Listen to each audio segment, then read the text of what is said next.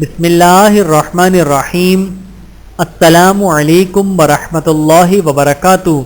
بکھرے بال اور میلا کچیلا رہنا نبی کریم صلی اللہ علیہ وآلہ وسلم کو سخت ناپسند۔ حضرت جابر بن عبداللہ رضی اللہ تعالیٰ عنہ سے روایت ہے کہ رسول اللہ صلی اللہ علیہ وآلہ وسلم ہمارے پاس تشریف لائے۔